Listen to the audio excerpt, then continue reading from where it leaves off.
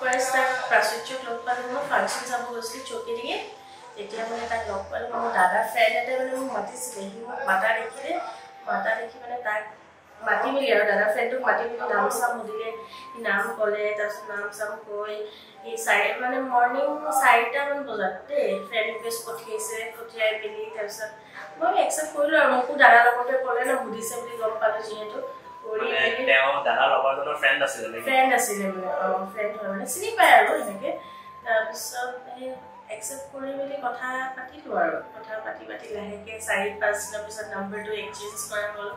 এনেকৈ কথা মোৰ বাৰো ফ্ৰেণ্ড হয় সি মানে একেলগে কলেজত একেলগে পঢ়িছিলে বাৰু কিন্তু ইমান ক্ল'জ নাছিলে আৰু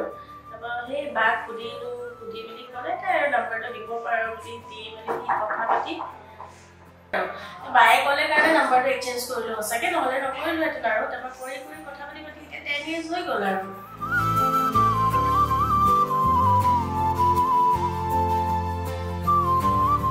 মানে মোৰ বিয়াৰ কাৰণে বিয়া হোৱা যে চব মানে হেৰি হৈ আছে আৰু দুখত মানে চব পাগল হৈ আছে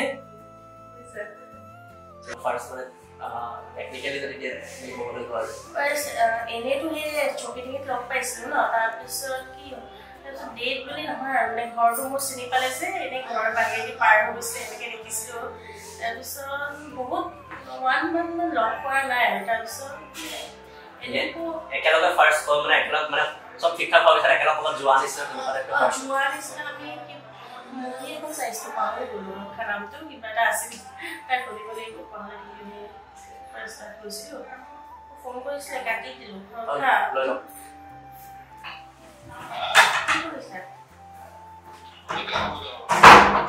ভাল লাগিছে নাই কোৱা কিবা এটা কোৱা শুনা না আমি যে ফাৰ্ষ্ট লগ কৰিছোঁ যে মুভি এখন চাইছোঁ নামটো কি আছিলে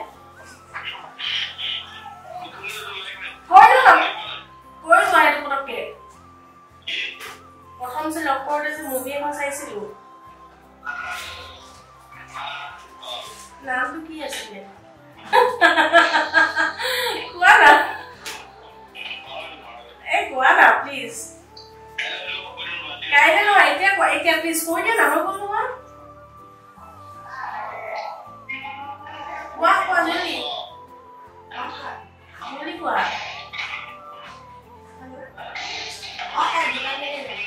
তুমি নিজে কৰিবা দেই বাকীখিনি এড কৰি দিব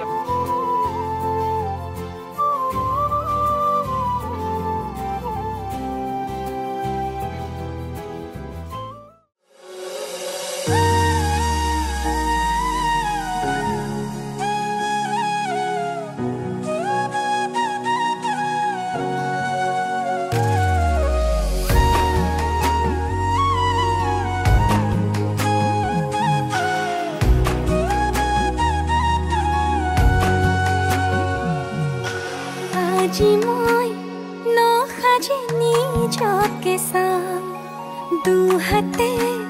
লিখি ললো তোমাৰে নাম কোনে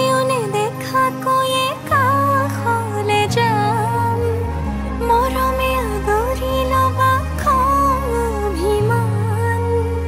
লাজে লাজে তোমালে চাম তোমাৰে বুকুতে জিয়াম লাজে লাজে তোমালে চাম তোমাৰে বুকুতে জিয়াম